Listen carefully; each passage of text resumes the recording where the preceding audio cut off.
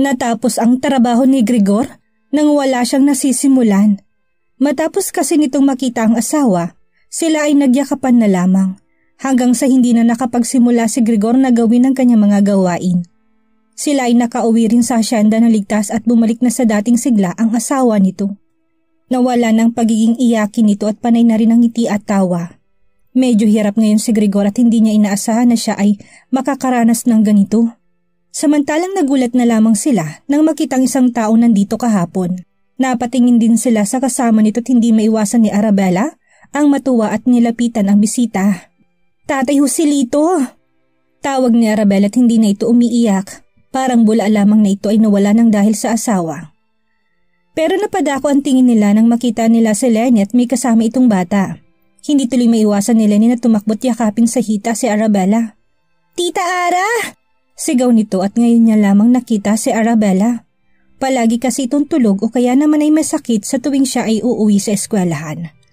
Kaya naman hanggat maaari ay nilalayuan nila si Arabella kapag ito'y nagpapahinga. Napangiti naman si Arabella kay Lenny. Namiss kasi niya ito sa tagal nang hindi niya ito nakita. Sabay tingin sa isang batang lalaki at mukhang alam na ni Arabella kung sino ito. "Lady Ara, ito nga po pala si Leo, anak ko po na tinutukoy ko sa inyo." Sabay sumenya si Joselito sa anak. Kaya naman tumungo ito at binati si Arabella. "Hello po, ako po si Leo. Salamat po sa pagkain na pinadala nyo kay tatay." Parang tumalbog ang puso ni Arabella nang marinig niya ang cute na boses ni Leo. Halatang magkasing edad lamang itong si Leo at Lenny. Kaya natutuwa si Arabella nang makitang magkasama ang dalawa. At ginulo nito ang buhok ni Leo at saka nag-thumbs up. "Kumain na ba kayo? Judy, pakiasikaso naman sila." Naging alerto si Judy, tinila nito mga bata palayo sa kanila. Hindi pa rin kasi kumakain ng dalawa nang dahil sa paglalaro. Si Lenny at Leo ay magkaklase kaya naman nang sunduin ni Connor si Lenny, sinundo na rin niya si Joselito at Leo kanina. Dahil alam din ni Connor na pinapapunta ito ni Arabella. Kahapon kasi tulog ng dalaga na makabalik sila kahapon. Kaya naman naisipan nila ngayon pumunta at batiin at pasalamatan ang anghel na si Arabella. Tumayo si Joselito at biglang tumungo. "Boss Grigor, Lady Ara, salamat po pala kahapon." Kahit kinakabahan si Joselito, talagang nilaksan niya ang loob niya. "Come with me." Bigla natigilan si Joselito nang marinig nito ang nakakatakot na boses ni Grigor. Siya ay kinabahan at napatango na lamang at ang isang ngiti kay Arabella ang kanya natanggap.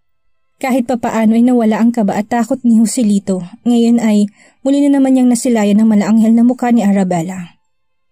Pero nang sila'y pumasok sa isang opisina ay namangha si Joselito. Inilibot niyang paningin sa buong kwarto at napakalinis nito. Iniisip niyang mas malaki pa ata ito sa inuupahan nilang bahay. Merong napakaraming libro sa gilid at may 2 lamesa at iba't ibang bagay na pwedeng makita sa opisina. Kaso biglang naudlot ang pag-iisip ni Joselito nang marinig niya si Grigor. "I can't forget you, Joselito." Parang may kung anong kuryenteng nararamdaman ni Joselito. Siya ay kinabahan at panay lamang ang tango. Paano nga naman siya makakalimutan ng Mafia King kung siya ang dahilan para magkakilala ang dalawa? At siya rin ang dahilan kung bakit nagalit ito nang dahil sa irresponsable niyang pagmumotor. "Work for me. I'll give you 1 million every 15 and 30. Nagulat si Joselito at parang nabingi siya. Hindi niya alam kung bakit siya biglang inalok ni Grigor ng trabaho at sa kanya pa siya magtatrabaho. Ang kanyang dila ay biglang umurong. "If you don't want to, say it. I hate repeating myself." Kalmadong sabi ni Grigor at hindi naman nag-atubiling magsalita si Joselito. "Yes po, walang problema." Iyon na lamang ang lumabas sa bibig niya at hindi niya alam kung anong mararamdaman niya. Problemado pa naman si Joselito nang dahil sa pambayad nila sa bahay na inuupahan. Sumabay pang anak niyang nag-aaral at ang gastusin nila sa araw-araw. Minsan nga'y hindi na rin siya kumakain para kay Leo. Kaya naman, hindi mapigilan ni Joselito ang maiyak sa harap ng Mafia King. Ngayon niya lang napagtanto na mabait pala talaga ito at hindi naman masamang tao. Natakot lang talaga siya noon at pinagsisihan ang ginawang pangyayari. "Cut the crap. Just go with your son and I'll tell Judy to clean the other room." Bigla napatingin si Joselito kay Grigor. Kumunot ang noo niya at hindi niya maintindihan ang sinabi nito. "Dito po kami titira." Bigla na lamang yung lumabas sa bibig ni Joselito at napatakip din siya bigla sa bibig ng dahil sa sinabi. Pero nang marinig niyang sagot nito ay mas lalo siyang napuno ng kasiyahan. You don't want to? Sabay tayo ni Grigor sa upuan at tumiling lamang si Joselito at masayang-masaya siyang sumunod sa Mafia King nang ito'y lumabas ng kwarto. Habang si Arabella naman ay masayang-masayang nakikipaglaro sa mga bata. Tatay, hindi po ba't ang ganda niya? Kinikilig pa si Leo na ituro niya si Arabella. Kahit na bata pa lang si Leo, hindi maiwasan na mamangha sa ganda ni Arabella. Kahit nang una itong makita ni Lenny, ay namangha din siya. Tumawa ng mahina si Joselito sa sinabi ng anak at tumango. Siyempre naman. Samantalang si Argus naman ay kararating lang din at mukhang problemado. Dumiretso lamang ito ng lakad papunta sa elevator at hindi sila nagawang batiin. Kaya naman, hindi malabo na ito'y may iniisip na problema hanggang sa nawala na nga ito sa paningin nila. Kaso sa hindi inaasahan, sila'y nagulat nang biglang marinig nilang isa pang nakakatakot na boses na ayaw nilang marinig. Come back here, Argus! Hindi pa tayo tapos mag-usap. Pinapasakit mong ulo ko! Sigaw ni Vera at kadarating lamang nito galing sa business trip. Bakit ba ganyan ang mga anak mo, Damon? Napakataas ng boses nito at halos lahat sa buong bahay ay nabingi na. Kaya naman agad inilayo ni Grigor ang asawa at ang dalawang bata. Samantalang, sinamahan naman ni Judy si Arabella na pumasok sa kwarto ni Lenny at doon na muna sila. Nagwawala kasing maigi si Vera at halatang galit na galit ito. Habang silang lahat na natitira sa sala ay naguguluhan sa nangyayari. Samantalang si Damon naman na pinapakalmang asawa. Paano naman kasi bigla na lang pumirma ng kontrata si Argus nang hindi binabasa? Sobrang lutang kasi ito at pagod na pagod. Hindi niya akalain na nag-alok lamang ng kanya ng lupain ay bibilin niya. Iba kasing takbo ng isip ni Argus ng mga oras na yun. Lutang siya kakaisip sa isang bagay. Kaya naman hindi niya alam na bibili siya ng napakalaking lupa na halos pinagtatayuan ng subdivision. Ma'am, tawag ni Grigor sa ina at nang makita ito ni Vera, biglang nag-init ang dugo nito. Naku, talaga kayo. Nag-iinit ang mga ulo ko sa inyo. Isa ka pa. Ang hilig niyo maglihim at yung kapatid mo. Bumili ng lupain na sobrang lakit, sana naman yung gagamitin. Nag-aaksaya kayo ng pera. Sigaw ni Vera at nawawala talaga ito kapag ang pera na ginagamit ng mga anak niya ay napupunta lamang sa wala. Ayaw kasi nito maging magastos ang mga anak. Kaya naman hindi maiwasan ni Vera ang magalit at bumaba pa si Argus mula sa kwarto nito. Halos kilabutan ng mga katulong sa kanilang narinig at nakita. Lumapit lang naman si Vera sa anak at pinagkukurot ito at pinaghahampas sa braso. Ma'am naman! Daing ni Argus at halatang pagod na pagod ito at mapungay ang kanyang mga mata. Anong dinadaing-daing mo dyan? Gusto mo bang sipain kita palabas ng bahay? Saan natin gagamitin ang napakalaking lupain na yon? Nagsasayang ka lang ng pera, Argus? Napakamot na lang tuloy si Argus at ngumiti sa ina. Magtayo na lang ulit tayo ng subdivision? Dahil doon, parang napilosopo pa si Vera ng anak. Wala itong ginawa ko hindi kurutin ang anak. Paano ito nasabing magtayo na lang sila ng subdivision kahit meron na silang 7 subdivision at ang iba naman ay nasa France? Parang masisiraan tuloy ng bait si Vera nang dahil sa sinabi ng anak. Pero natigil din ito na sawayin ito ni Damon. Vera, that's enough. Walang magagawa ang ganyan mo. Nabili na natin kaya ganun na lang ang gawin. Nakahinga naman na maluwag si Argus at nakangiti ito sa ama at tuwang-tuwa. Habang si Grigor na nakaupo sa isang gilid ay tumahimik na lang din. Wala siyang plano makipagtalo sa ina at kapag siya'y nagsalita, baka mamaya ungkatin na naman ito ang pagsisinungaling niya. Napatayo na lang tuloy si Grigor at naglakad patungo sa kwarto ni Lenny. Tinawag nito si Arabella at lumapit naman ang asawa at naramdaman niya ang tiyan nito na magyakapan sila. You should need to rest. Let's go. Yaya ni Grigor at masuyong sumunod si Arabella at nagpaalam naman ito sa mga bata at maging kay Joselito. Samantalang si Argus naman ay nakaupo sa sofa at sumandal. Pagod na pagod siya sa dami ng kanyang ginawa. Parang ayaw na nga niyang pumasok bukas. Pero dahil sa ginawa niyang kasalanan sa ina ay hindi siya maaring hindi pumasok. Pasimpleng tumungo ito kaso bigla niyang nakita si Lenny at si Leo na nakatingin sa kanya. Ang dalawang ito'y biglang napatakbo na may mga ngiti sa mga labi. Kaya tipid na ngumiti si Argus at naisip niyang dumarami ng tao sa bahay nila na dating tahimik ay biglang naging magulo at maingay. Hindi man sila sanay kaso makakasanay na rin nila. Tumayo na tuloy si Argus at naglakad patungo sa elevator. Siya ay hihiga na sa kanyang kama para matulog. Kaya naman na makapasok ito sa loob ng kwarto, nilapag niya cellphone sa ibabaw ng kama at saka humiga. "Now, let's sleep," aniya ni Argus at pagpikit nito, siya naman tunog ng kanyang cellphone. Inis na tumingin si Argus sa kanyang cellphone na nakalagay sa kama. Hindi niya ito sinagot dahil si Simon lang naman ito. Kaya naman tumalikod ito sa pagkakahigat, muli na naman tumunog ang kanyang cellphone. Inis niya itong sinagot at hanggang ngayon ay hindi pa rin siya pinagpapahinga. "Pwede bang patulugin niyo muna ako?" Inis na saad ni Argus at uminat-inat ito. "Mamaya ka na nga mag-inarte. Importante ang sasabihin ko." Kumunot tuloy ang noo ni Argus at medyo nawalang antok niya. "Baka umuwi ako bukas. Pakisabi kay Brother Gregor na bantayan niya si Ara." Sabi kasi ni Connor sa akin kanina ay parang nakita niya si Homer malapit sa bahay ni Helena. Uuwi rin ako kasi may kailangan akong ayusin. Kinilabutan si Argus nang marinig niya ito. Kaya naman pinatay na niyang tawag at ayaw na niyang makarinig pa ng kahit na anong salita sa kapatid. Siya ay kinakabahan at napakamot sa sentido. Kinakabahan siya na magalit ang demonyo nang dahil sa anghel nito. Kaya tumayong muli si Argus kahit na siya ay antok na antok at wala pang pahinga sa trabaho. Muli siya naglakad at pumunta sa second floor ng bahay. Kumatok ito sa kwarto ng mag-asawa. Muntik na rin kasi niya makalimutan na may asawa na ito. At hindi siya pwedeng pumasok basta. Basta mamaya kasi bigla na naman siyang makakita ng hindi niya dapat makita. Huminga ito ng malalim at kumatok ng 3 beses. Sabay 2 minuto ito bago bumukas. Bumungad sa kanya si Gregor na nakasuot pa rin ng attire nito sa trabaho at napasilip siya sa kama at tulog na si Arabella. "What do you need?" tanong ni Gregor at walang emosyon ng kanyang mukha at sanay na rin naman si Argus. "We need to talk." Simpleng sagot ni Argus at sinara ni Gregor ang pinto, pero silang dalawa'y nakatayo lamang sa pinto. Hindi kasi pwedeng iwanan ni Gregor lalo na tahanapin siya nito kapag nagising.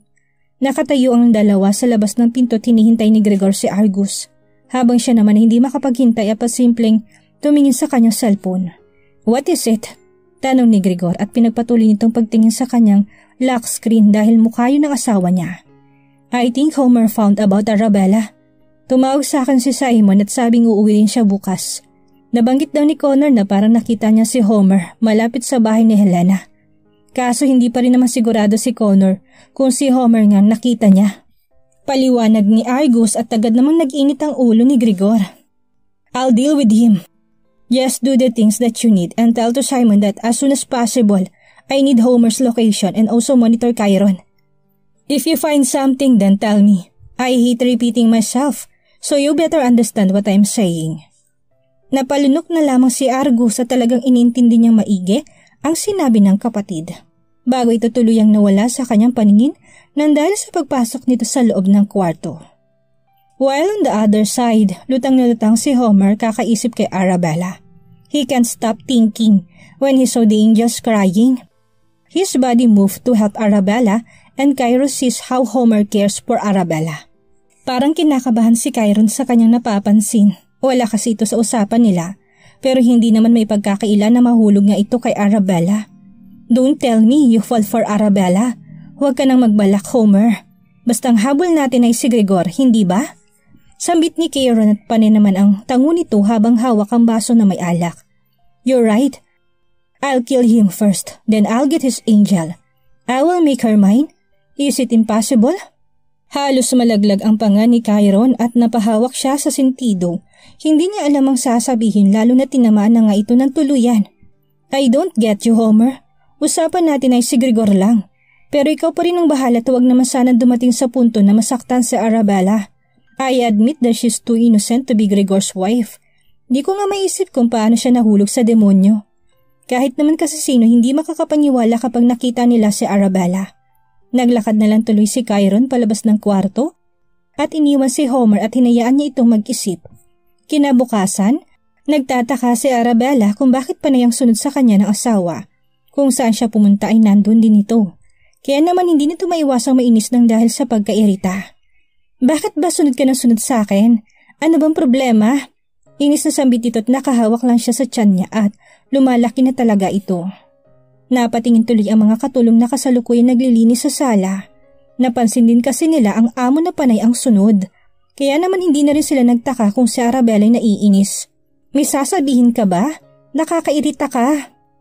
Wag mo kong lalapitan, ayokong kausap ka. What did you say? Hindi makapaniwala si Gregor na dahil na rin sa ayaw niyang mapahamak ang asawa. Napansin kasi nito na kanina pa niya hawak ang tiyan na para bang masakit ito at mabigat. I hate repeating myself. Malditang sambit ni Arabella at nagawa pa nitong gayahin ng asawa. Si Marjon at Marvin na kumakain sa kusina ay biglang nabilaukan. Talagang hanga na sila kay Arabella at ngayon lang sila nakarinig ng ganito na may taong humahamon sa Mafia King. Samantalang napahawak na lamang si Gregor sa kanyang sentido at hindi na siya nakipagtalo. Kahit nainsulto siya sa harap ng marami ay wala naman siyang paki. Kaso nga lang hindi niya alam ang gagawin kung paano niya ito malulusutan. Let's date, I won't work today. Then if you don't want, maiwan ka rito. Hindi mapigilan ng mga tao sa mansyon ng matawa sa sinabi ni Gregor. Pakiramdam nila'y nagpatawa ito at kung ito man ay nagbiro, itong unang beses na makarinig sila ng ganito. Talagang bumawi si Gregor at gusto niya alisin ang mood ni Arabella ng ganito. Kaya naman dahil doon mukhang hindi nabigo si Gregor sa ginawa niya biro. Gusto kong sumama. Bakit? Ibibili mo ba ako kapag sumama ako? Kinilig si Arabella at nawalang pagiging mainisin ito. Silang dalaway nagtungo sa loob ng kwarto at nagpalit ng kasuotan. Nakaligo na rin kasi sila at sabay pa nga. Habang may mga ngiti sa labi ni Arabella, nang yakapin siya ng asawa. Let's buy maternity dress.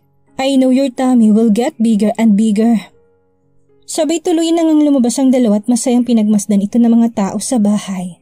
Tanging dalawa lamang silang aalis at walang kasama. Mas gustong masolo ni Gregor ang asawa dahil doon ay kasama nila si Lenny. Hindi siya gaano makalapit ng dahil sa ito ang priority ni Arabella. Kaya naman noon ay pinagmamasdan lang niya ito sa malayo habang namimili sila ng damit. Kaso ngayon ay dalawa na lamang sila at kasunod nun ang pagbaba nila sa mall. Biglang napaisip si Arabella na sila'y dumaan sa likod at hindi sa harap. Habang ang loob nito'y wala na namang tao dahil sa utos ni Gregor, hindi niya hayaan na makita ito ng mga tao at tamang iilan lamang ang nakakaalam. Tayo lang ang tao? Di ba nun tayo lang din? Nagsimula na ulit magtanong si Arabella at hinawakan lamang ni Gregor ang bewang nito saka naglakad.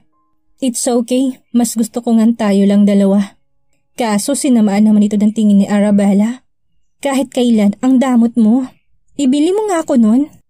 Sabay turo sa waffle at naging alerto naman ng babae at binigyan si Arabella.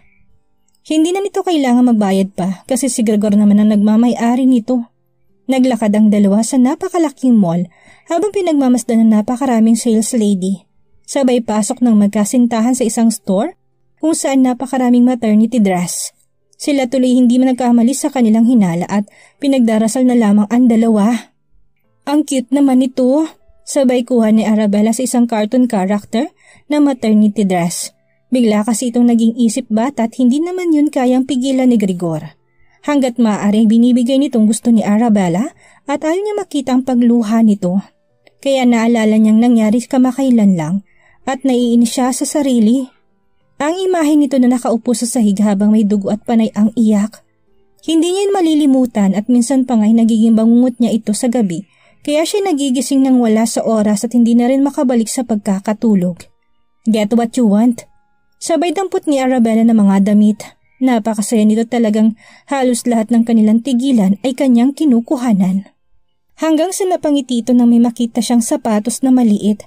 Agad kinuha ni Arabella ang kulay itim na sapatos at pinakita kay Gregor. I'll take this. Aniya tumingin sa kanyang tiyan kasabay nun ang pagsigaw ng mga tao sa loob ng mall. Biglang nataranta si Arabella nang magwala ang ilaw at sobrang dilim. Habang si Gregor naman ay naging alerto at niyakap ang kanyang asawa. Siya ay halos mapamura at hindi niya alam ang gagawin niya. Gregor! Mahinang bigkas ni Arabella sa asawa at bigla itong umiyak. Nakaramdam naman ng takot si Gregor at napangiwi ito nang may maramdaman siyang matulis na bagay na tumatama sa kanyang braso. Pero pilit itong ininda ni Gregor at niyakap maigi si Arabella. Hanggang sa isang boses ang narinig nila. Boss Gregor! Sigaw ni Chengsu at parang may narinig silang tumatakbo. Kasunod nun ang pagbukas ng ilaw at bumungad sa kanila si Chengsu at ang team nito. Habang si Connor naman ay nandito rin at yakap-yakap lang ni Gregor ang asawa niya. Lady Ara, sumunod kayo sa akin. Sabi ni Marjon at hinawakan din ni Marvin ang braso nito. Habang si Grigor naman ang hinaharangan ng buong tauhan niya nang dahil sa natamo niya, ang braso niya sobrang lalim ng pagkakasaksak, hindi niya alam kung sino ito. Kahit naramdaman ito ni Grigor, hindi siya umiwas. Ayaw niya dahil baka mamaya ay si Arabella ang mahagip nito. Teka, saan tayo pupunta? Nasaan si Grigor? Tanong ni Arabella at ang dugo sa braso ni Grigor ay panay tulo. Wife, I'll see you later. I have a meeting and it's important. You should take care, okay? Habang inaayos ni Grigor ang sarili, hindi nito iniinda ang sakit. Ayaw niya makita siyang ganito ni Arabella. Iniiwasan ni Grigor na mabahida ng mga mata nitong inosente. Sabay ang mga sales lady sa buong mall ay napatingin sa gawin ni Grigor. Samot-saring emosyon ng kanilang nararamdaman. Sila'y kinakabahan at natatakot ng dahil sa kanilang nakikita.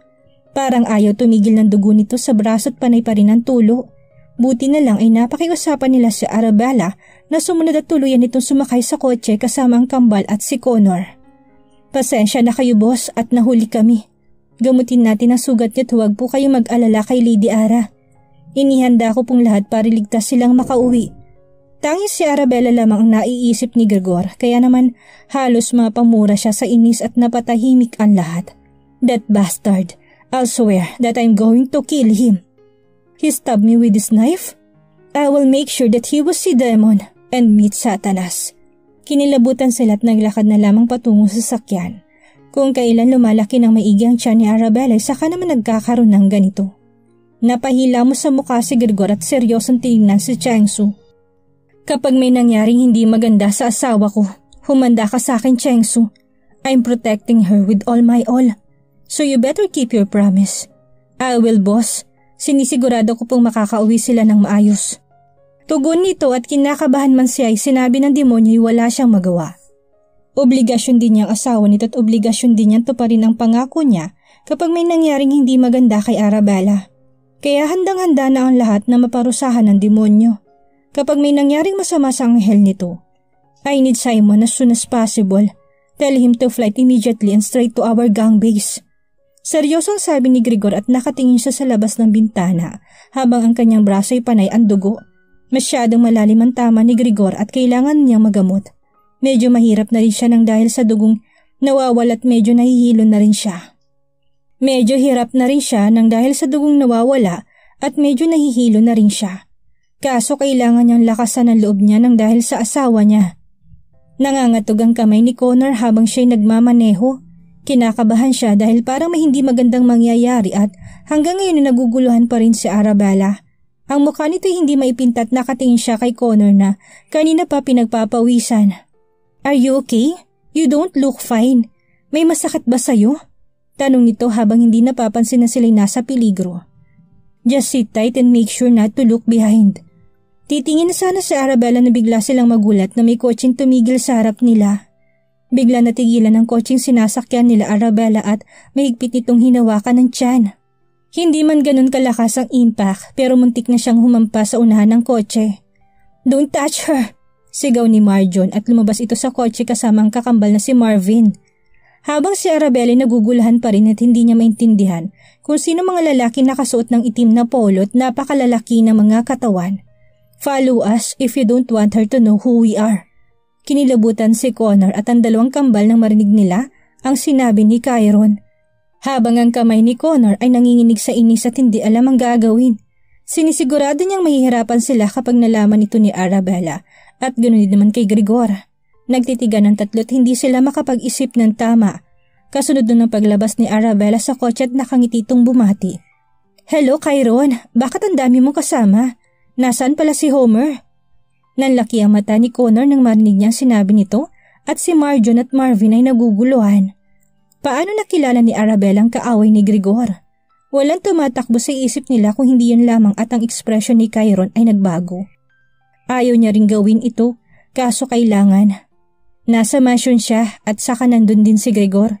Gusto mo bang sumama sa amin? Pasimpleng sabi ni Chiron at panin naman ang tango ni Arabella at pipigilan sana ito ni Marvin nang biglang harangin ng mga tauhan ni Homer si Arabella. Ito ay sumakay sa kotse ni Chiron at walang nagawa ang tatlo kung hindi sumakay sa kotse at sundan ang sinasakyan ni Arabella. Kinakabahan man si Chiron ay wala siyang magawa Ang inosenteng mukha ni Arabella ay katulad din ng asal niya. Ito ay nakangiti habang nagkukwento at binabanggit ang pangalan ni Grigor. Kaya naman ang isipin niya ay sumasakit sa kanyang naririnig. Isusurprise na ba natin si Grigor? Ano surprise ba yun? Baka mamaya kasi ay ayaw niya dahil maarte kasi yun. Parang siya kasing buntis sa amin at hindi ako. Kinikilig ito't panay ang tawa. Habang si Chiron ay nakikinig lamang kay Arabella at hanggat maaari ay ngumingiti siya. Ayaw niya itong takutin. Tulad ng ginagawa ni Homer, gusto niya maging inosente pa rin ito sa nangyayari. Kahit na kung tutuusin ay nanganganib ng buhay niya. Ilang oras ang inabot ng marating nila ang gang destination ni Homer. Bumaba sa kotse si Chiron kasama si Arabella at may mga ngiti sa mga labi nito. Habang ang mga tauhan ni Homer ay nasa likod at kasama si Connor at ang dalawang kambal. Sa kanilang paglalakad, sobrang daming taong nakasuot ng kulay itim, tulad ng suot ng mga tauhan ni Homer. Ang uniform kasi ni Connor at ang kambal ay iba sa kanila. Meron mapagkakatulad pero may naiiba pa rin. Parang bata si Arabella na makapasok sa loob. Hindi kasi siya makapaniwala na parang nasa isa siyang mansyon at napakaganda. Tila mga prinsesa lamang ang nakatira dito at kumikintab ang paligid dahil sa sobrang linis. Wow! Ang ganda naman dito! Manghang sabi ni Arabella at pinagmamasdan ito ng lahat. Kahit na sino mapatingin kay Arabella hindi maiwasan na mamangha. Para itong anghel sa paningin nila tulad ng paningin ni Grigor sa asawa. Habang si Homer ay sumenyas at lahat ng baril ng mga ito biglang itinago sa likod ng bulsa. Kasabay noon ang masayang bati ni Arabella at tumakbo pa ito papalapit sa binata. Homer! Sigaw nito at saka kinabahan naman ang lahat sa kanilang narinig. Kung si Grigor ay hindi pwedeng tawagin sa kanyang pangalan, bukod sa asawa, si Homer ay ganun din dahil siya'y nirerespeto ng lahat. Kaya naman bawat isa sa kanila nagpanting ang tenga, habang ang puso nila biglang tumibok sa kaba at takot na narinig. Pero wala lamang yun kay Homer, dahil para sa kanya gustong-gusto niyang marinig ang pangalan niya. Basta si Arabella lamang din ang tatawag sa kanya noon. May ginawa ba silang masama sa'yo kanina bago ka pumunta rito? Napalunok si Chiron sa sinabi ni Homer habang ang mata nito nakatingin sa kanyang direksyon. Buti na lang talaga'y biglang umiling si Arabella at malapad pa rin ang mga ngiti nito. That's good. We should eat first. Natigilan si Homer dahil narinig niya ang tanong ni Arabella. I thought Grigor is here? Biglang naging malungkot ang mukha nito at ginulo naman ni Homer ang buhok nito at saka inalalayang umupo. He's on the way, don't you worry. Sabay nilapag nilang iba't ibang klase ng pasta. Hindi kasi talaga makakain ng kanin si Arabella. Puro lamang pasta ang kinakain nito kaya ang nakakadaragdag yun sa katabaan niya ngayon. Thank you. By the way, this is Connor and there are twins. He's Marjon and Marvin. Tinuro ni Arabella ang tatlo't kinikilig pa ito habang nakatingin sa upuan. They're taking good care of me. I wish you can get along with them because they are nice. Ngumisi si Homer at tumingin sa tatlo. Pasimple ito nakipagkamay at kilala nitong kambal na si Marjon at Marvin. Kaya naman kay Connor na lamang ito tumingin at saka nagsalita. Is that so? Then thank you for taking good care of her. I wish we can get along like she said, can we? Parang naiinsulto ang tatlo sa narinig nila. Pero buti na lang talaga'y medyo malakas ng konting loob ni Connor. Siya ay ngumisi na sabihin ng kataga. You don't need to say thank you. It's our job to follow our boss orders because it's our wife. Tumawa ng mahina si Homer pero ang kami niya ay mahigpit na kumapit sa suot niyang pants. Niinsulto siya doon at tinandaan niya ang mukha ni Connor bago mo muli sa upuan. Just like you said, they are nice. I'm looking forward to it. Sabay masamang tumingin ang tatlo kay Homer at ang isa naman ay tahimik na kumakain sa lamesa at hinintay nito ang asawang si Grigor habang hindi na rin makapaghintay ang lahat na makita ang Mafia King. Ano palang surprise natin kay Grigor? You didn't tell me when we met yesterday. Napanting ang tenga ni Connor at tamang hinala niya. Pero hindi niya alam na nakasama ni Arabella ang delikadong lalaking ito. Siya ay kinakabahan at buti na lang ay walang nangyaring masama kahapon kay Arabella. Hindi tuloy niya lubos maisip na kapag may nangyaring hindi maganda rito kahapon, baka malokan lahat ng tao sa mansyon at lalo ng demonyo. Well see, let's wait to Grigor. Sabay ngiti nito na nakakalokot na gulantang ang lahat ng marinig nila, ang boses na kinatatakutan lahat. Homer Londa! Sigaw ni Grigor at talagang sabog ng galit niya. Nasa likod niya si Argus at Simon na sakto lang ang uwi. Nanggagalaiti siya nang dahil sa nalaman niya. Na-trace ni Simon na nasa malayo si Arabella at doon nila nalaman ang matagal na nilang hinahanap na base ni Homer. Pero ang mga mukha nilang galit ay napalitan ng isang mapatanong na itsura. Tumatakbo si Arabella at nilapitan nito si Grigor at niyakap. "Homer's waiting for you." Halos malaglag ang panga nila at naguguluhan. Halos lahat sila nagtinginan at si Chengsu at ang team niya na nakasunod sa likod ay nalilito rin. Pero bago sila maglakad, biglang nagtanong si Arabella. "Teka nga, ganito ba karaming bisita mo, Homer? Hindi ko alam na malaking party pala to." Sabay lapit ni Homer at saka ngumiti ito ng tipid. "You're right, bisita ko nga silang lahat. Long time no see, cousin." Napataas ng isang kilay si Grigor at ang dalawang kapatid nito. "Cousin, kailan naman ikaw naging..." Hindi na ituloy ni Simon ang kanyang sasabihin. Bigla kasi nagsalita si Arabella na kinalaglag ng kanilang mga panga. "Sabi ni Homer sa akin kahapon ay magpipinsan kayo. Tapos sabi niya may surprise kami sa'yo. Did you see him yesterday? You didn't tell me, wife. Did you lie to me?" Parang bata naman si Arabella nang umusot tumungo. "You won't let me if I tell you. Kaya huwag ka rin magalit kay Halana, okay? Wala rin kasi siyang alam." Napahilamos na lamang sa mukha si Grigor at napatingin ng masama kay Homer. Hindi nito akalain na gagamitin niya ang pagiging inosente ng asawa sa ganitong bagay. "Why don't we eat?" Yaya ni Homer at umirap naman si Argus. "Why should we eat that? Paano naman namin malalaman kung may lason pala yan?" "Lason? Wala namang lason yan saka kumain ako." Wala na sa kanilang makapag-isip ng tama. Masakit din ang braso ni Grigor at wala itong nagawa. Kung hindi ang umupo sa upuan, ang braso niya hindi naman ganun kasakit. Kaso ramdam pa rin niya ang sakit na natamo kay Homer. "You don't want her to know, right? So just act and let's talk." "I don't have any intention to hurt Arabella. She's too innocent." Halos maikuyom ni Grigor ang kamay habang napapasilip siya sa bising asawa at kumakain. Walang nagawa si Grigor kung hindi ang umupo sa lamesa at hindi niya kayang kagalitan ang asawa. Kahit na anong gawin na mali nito, ay sarili lang niyang sisisihin niya. Hindi man na nito naiisip na niloloko na pala siya ni Homer. Sabay sumaya niya sito kay Chengsu at may inabot itong cellphone at earphone. "You don't dare to remove this. Just listen, okay?" Mahinang sabi ni Grigor sa asawa at sumunod naman ito na walang pag-aalinlangan. Kaya naman bumuntong hininga si Grigor bago nagsalita. "What do you want?" Seryosong tanong ni Grigor at ang daliri ni Homer ay nakalagay sa lamesa at panay patunog. "Just like before, give it to me." "I refuse. I won't give you my throne.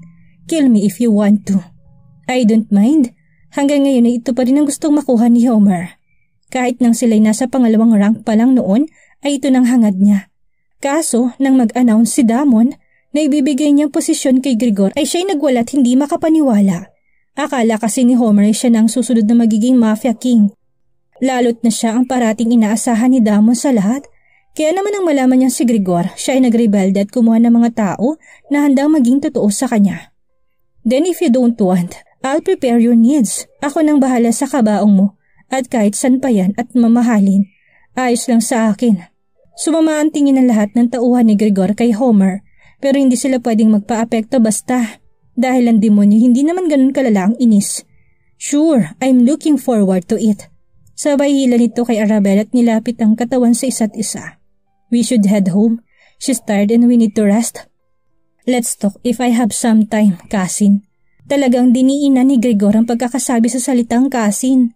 Sabay sumang-ayon lamang si Homer at saka naglakad ito palabas ng masyon. "Sa susunod na lang ulit, Arabella." Sabay kaway nito at kumaway din naman ang dalaga. Habang ang labas ng mansyon ni Homer ay napupuno ng kotse sa dami ng dalang tao ni Grigor. Kanya-kanyang umalis ang mga ito at iba't ibang emosyon ang kanilang nararamdaman. May halong takot at kaba sa kanila dahil ang anghel ng demonyo hindi nila naingatan tulad ng pinangako nila kanina. Si Chengsu tuloy ay malapit nang maihi sa kanyang suot ng dahil sa takot. Pero isinantabi niya ito ng dahil na rin sa kailangan niyang magmaneho ng maayos.